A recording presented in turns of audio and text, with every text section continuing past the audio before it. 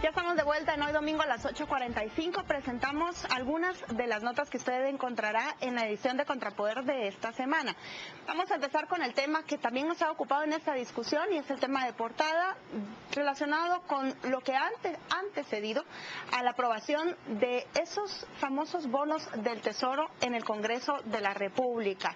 ¿Qué preámbulo, qué negociaciones se han escuchado, qué sectores están encontrados y quiénes y cuáles son los que están tras esta aprobación que se espera esta semana en el Congreso de la República? Esta es la nota de portada, por las buenas o por los bonos. En otra sección, en otro tema de la sección de nacionales, vemos los paliativos que han realizado algunas universidades del país para paliar el congestionamiento vehicular y una creciente demanda de estacionamientos por parte de sus estudiantes. El reo que frenó una batalla por 90 millones de quetzales, la licitación de medicamentos, de alimentos en cárceles del país del área central, se encuentra suspendida por un reo que se ha quejado de la alimentación. ¿Qué hay detrás de ese recurso y qué hay detrás de esa licitación? Se lo contamos en esta nota. Cruzada por abaratar el alumbrado público. ¿Qué propuesta hay en el Congreso de la República para regularizar el cobro de las tasas de cobros a los usuarios de electricidad por el alumbrado comunal, el alumbrado público? Breve historia del futuro, según la literatura, un recuento de cómo veían el futuro algunos autores hace años o décadas. Y mucho talento en Quiché, en la sección de Vida en Rosa, un grupo de jóvenes que en Quiché tiene un programa de televisión, cuentan cuál es el enfoque y cuáles son sus programas y sus secciones más populares. Y Claudia Armas nos cuenta cómo pasó de ser publicista y mercadóloga a tomar su guitarra, un año sabático y grabar su primer disco. Regreso con ustedes al estudio. Muchas gracias, Paola. Ninguna página de Contrapoder se desperdicia, es una revista llena de contenido, esperamos que usted la lea. Pero ahora vamos a evaluar aquí en la mesa 5 preguntas que a lo mejor no tienen respuesta o a lo mejor sí la tienen, pero lo que vale la pena es reflexionar en esas interrogantes. Muy bien, vamos a ir rápidamente a las preguntas. Cuando Carlos Slim dijo que le parece maravilloso lo que hace el gobierno de Otto Pérez Molina, ¿a qué se refería? Pues yo creo que habría que preguntárselo al señor Slim en qué momento lo dijo, porque si es de la seguridad es un sádico, es decir, si le parece bien lo que está diciendo es un poco sádico. Si es con la economía, pues seguro que diría que no si tuviera que pagar parte de sus millonadas con los bonos y los de esto. Ahora, si es en alimentación, combate al hambre, 3/4 de lo mismo, pero sí tiene razón en una cosa, y es en el favoritismo que este gobierno y otros están dando a ciertos poseedores de frecuencia y a ciertos poseedores de frecuencia en relación no ya con la extensión temporal que me refería al principio, sino con extensión impositiva. Y como el señor Lee está metido en estas cosas, a lo mejor dijo, hombre, si yo me sumara a estas cosas, me gustaría que también lo hicieran conmigo. Yo creo que el señor Slim está hablando de maravillas porque él justamente querría beneficiarse de alguna de ellas. Entiendo que tiene interés en áreas de explotación petrolera en Guatemala, querría explorar la posibilidad de invertir en esa zona y si él quiere hacerlo, me temo que sea porque son enormemente rentables. Entiendo también que tiene otros intereses hacia el norte del país, en reservas ecológicas, en zonas protegidas guatemaltecas. Me gustaría también saber exactamente a qué se refieren esos intereses y cómo pensaría él en rentabilizarlos. Recuerden que estamos hablando de un hombre riquísimo, ya no el más rico del mundo, pero sí un hombre que ha sido capaz de construir una gigantesca fortuna, la mayor parte de esa fortuna gracias a un cuasimonopolio de la telefonía en México. Son tantos sus intereses y tan complejo el personaje que uno apenas se atreve a aventurar a qué se refería cuando dice qué lindo y qué bien todo lo que se está haciendo. Vamos ahora a hablar un poco de esas modificaciones y modernización a la que se va a someter el sitio de internet Guate Compras. Usted recordará que este es el portal en donde se hacen transparentes, públicos, todos los procesos de licitación y compra estatal. Bien, el próximo miércoles ese sitio experimentará modificaciones tanto en su interfase, lo que el usuario mira, pero también desde dentro. Ahora van a ser públicas, por ejemplo, las juntas licitadoras. La pregunta del millón es, estas mejoras estéticas, esta mejora fundamental de revelar las juntas licitadoras, en realidad van a hacer más transparentes los negocios estatales? A mí me llama la atención porque lo que van a hacer es como más visible lo que ya estaba en el portal. Las juntas había que rebuscar mucho y descargar documentos para ver quiénes conformaban ese grupo que daban el aval para que la licitación se adjudicara a qué oferente. Lo que entiendo es que va a estar en un lugar mucho más visible, más accesible y más expuesto para que esos trabajadores que en muchas instituciones son como nombrados a dedo por el alto funcionario para que atienda la oferta que más le conviene a la institución, como pasaba en Fonapaz, ahora tengan una responsabilidad más evidente, y me parece positivo, sobre todo para los que no son tan iniciados en Guatecompras. Cualquier estudiante, cualquier académico puede entrar y encontrar más rápido los datos. El problema no es Guatecompras, el problema es que como todo se compra por excepción, da igual lo que haga Guatecompras. Pueden poner la junta, las licitaciones, el monto, que cada vez hay menos información porque todo se compra por licitación extraordinaria. ¿Tu percepción es que este gobierno cada vez más se inclina por la compra por excepción? Absolutamente. ¿Sabes qué va a ocurrir con esto? Mira, y al tanto, esto lo que va es a complicar la búsqueda. El que ya estaba acostumbrado a buscar, ahora va a tener que empezar a aprender cómo buscar. Y cuando consiga eso, se le habrán pasado 6 meses y todo se habrá comprado por licitación extraordinaria. No, es solo sistematizar la información, me parece. Me interesa preguntar, esta pregunta sí tiene respuesta, pero es que a estas alturas a nadie le cabe duda que este gobierno es tanto o más corrupto, seguramente más, que el anterior, como el anterior fue más corrupto que el previo, y así podemos irnos hacia atrás. La percepción que tenemos los ciudadanos es que por todas partes hay compra. En la contratación de bienes y servicios del Estado es que está plagada, desde los juegos que vemos en el Campo Marte, que están a punto de retirarse.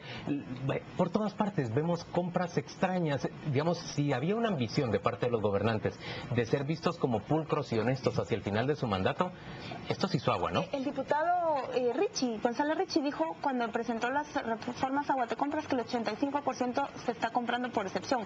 Pedro decía que todo. Yo creo que es alto el porcentaje, me llama la atención el 85%, pero si es así, es que de todos modos la ley de compras y contrataciones lo que está es de adorno. Hay lugares donde no existe Guatecompra.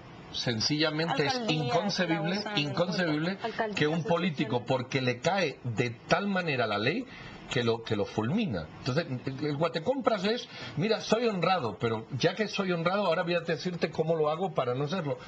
No, pero sí tienen una obligación de subirlo porque si no, no lo pueden cobrar. Pues sí, pero total, 85%. Pues es una pregunta que tiene varias respuestas, diferentes respuestas. Creo, como dice Paola, que la mejora para la búsqueda, para hacerlo más estructurado, por ejemplo, lo de la Junta que define esa licitación, es un gran avance. Recordemos que también el ejercicio de transparencia es hacer que todos estos portales hagan visible y fácil la búsqueda, transparente incluso esa búsqueda. Pero vamos ahora a otra pregunta, y esta es una pregunta que nos trae a la memoria aquella familia de 8 miembros que fue secuestrada, recuérdalo usted, por hombres que vestían chalecos de la DEIC y del Ministerio Público. Fueron secuestrados en abril. A finales de abril se denunció que habían desaparecido. Recuerden ustedes que entre los 8 miembros desaparecidos están 2 chicos, uno de 14 años y su hermanita de 12 años. Yo imagino cómo se ha roto ese ciclo escolar, los escritorios de ellos vacíos en esos salones a donde ellos asistían, y la pregunta es, ¿realmente avanzará esa búsqueda?